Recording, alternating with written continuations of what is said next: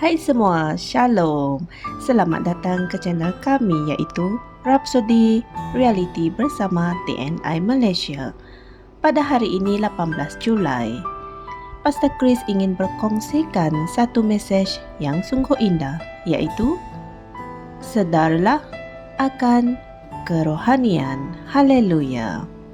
Marilah kita sama-sama melihat ayat pembukaan kita dari Alkitab 1 Petrus 5 ayat 8 yang berkata, "Berjaga-jagalah dan berwaspadalah, kerana lawanmu si iblis seperti singa yang mengaum, berjalan-jalan mencari orang yang dapat dimakannya." Saudara-saudari semua, dalam Lukas 13, seorang wanita yang bongkok berjalan masuk ke rumah ibadat. Alkitab mengatakan bahawa selama 18 tahun dia tidak dapat berdiri tegak. Tetapi Yesus tahu masalahnya adalah kerohanian. Oleh itu dia berkata kepada mereka yang berada di situ, "Bukankah wanita ini yang sudah 18 tahun diikat oleh iblis harus dilepaskan dari ikatannya itu? Kerana dia adalah keturunan Abraham." Anda boleh baca ini dari Lukas 13 ayat 16. Siapa yang dapat menyangka bahawa roh kelemahan itu yang telah mengikat wanita tersebut? Para doktor perubatan kemungkinan telah berusaha mencari punca apa yang telah berlaku kepada tulang-tulangnya, otot-ototnya, tendon-tendonnya atau ligamen-ligamennya, menjalankan pelbagai ujian yang sia-sia. Tetapi Yesus menyadari bahawa hal itu berpunca daripada roh kelemahan. Haleluya. Ianya penting untuk kamu menyadari secara rohani. Hendaklah kamu berfikiran rohani. Kamu mempunyai Roh Kudus yang tinggal di dalam diri kamu. Dialah roh pengetahuan. Haleluya. Melalui wahyu dan pencerahan yang dia bawakan kepada roh kamu, kamu boleh mengetahui kebenaran tentang apa jua situasi. Dia adalah roh kebenaran dan sebahagian daripada pelayanannya dalam hidupmu adalah untuk membimbing kamu ke dalam semua kebenaran. Haleluya. Melalui cara itu, kamu sentiasa dapat mengetahui punca di sebalik suatu masalah atau suatu situasi yang tertentu. Saudara-saudari semua, tetapi ianya juga tidak cukup memadai untuk sekadar tahu punca di sebalik masalah atau kes itu adalah kerohanian. Belajarlah dari apa yang Yesus telah lakukan. Alkitab berkata dalam Lukas 13 ayat 12 hingga 13, "Dan ketika Yesus melihatnya, dia memanggil dia dan berkata kepadanya, 'Hai wanita, engkau telah dibebaskan dari kelemahanmu.' Lalu dia meletakkan tangan ke atas wanita itu. Dan pada saat itu juga dia berdiri tegak lalu memuji Allah. Haleluya. Puji Tuhan. Yesus mengatakan bahawa wanita itu telah diikat oleh iblis. Dan jika diagnosisnya adalah salah, maka preskripsi atau tindak balasnya tidak akan membuahkan hasil. Yesus selalu menafsirkan dan menangani setiap masalah dari sudut pandangan rohani. Haleluya. Dan sebegitu juga kamu harus berfikiran rohani dan secara rohani. Amen. Dengarkanlah roh Tuhan. Belajar dan renungkan kitab suci.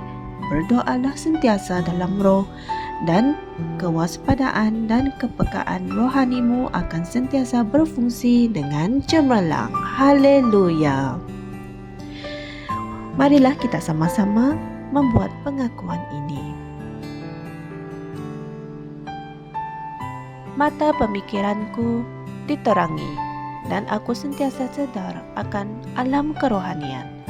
Ketika aku berbicara dalam roh, aku dipenuhi dengan roh, serta kewaspadaan dan kepekaan rohaniku sentiasa berfungsi dengan cemerlang.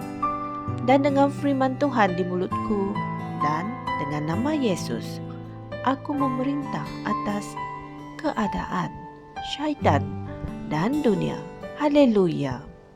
Amen. Untuk renungan tambahan, kalian boleh merujuk 2 Korintus 2 ayat 11 dan 1 Yohanes 4 ayat 3 hingga 4. Jangan lupa beritakan Injil firman Tuhan ini kepada semua dengan menekan butang like, share dan subscribe di YouTube channel kami di TNI Malaysia. Jumpa lagi esok. Tuhan memberkati. Shalom. Kami percaya saudara-saudari semua telah diberkati dengan perkongsian firman dari Rhapsody Reality. Bagi sesiapa yang ingin menjadikan Yesus Kristus sebagai Tuhan dalam kehidupanmu, kamu boleh mengucapkan doa ini bersama dengan saya. Ya Tuhan Allah, aku mempercayai Yesus Kristus, Anak Allah yang hidup dengan sepenuh hatiku.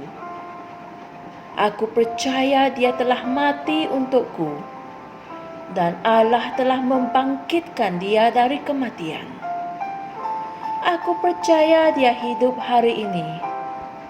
Aku mengaku dengan mulutku bahwa Yesus Kristus adalah Tuhan dalam hidupku mulai dari hari ini. Melalui Dia dan di dalam nama-Nya, aku mempunyai kehidupan yang kekal. Aku telah dilahirkan semula. Terima kasih Allah kerana menyelamatkan jiwaku. Aku sekarang adalah anak Allah. Haleluya. Tahniah, sekarang kamu telah menjadi anak Allah. Untuk apa-apa sebarang pertanyaan atau untuk mendapatkan lebih banyak maklumat mengenai bagaimana untuk bertumbuh sebagai seorang Kristian, anda semua boleh hantar mesej di akaun Facebook kami atau email kami di tni.msia@gmail.com. Sekali lagi, tni.msia@gmail.com. Tuhan berkati Anda semua.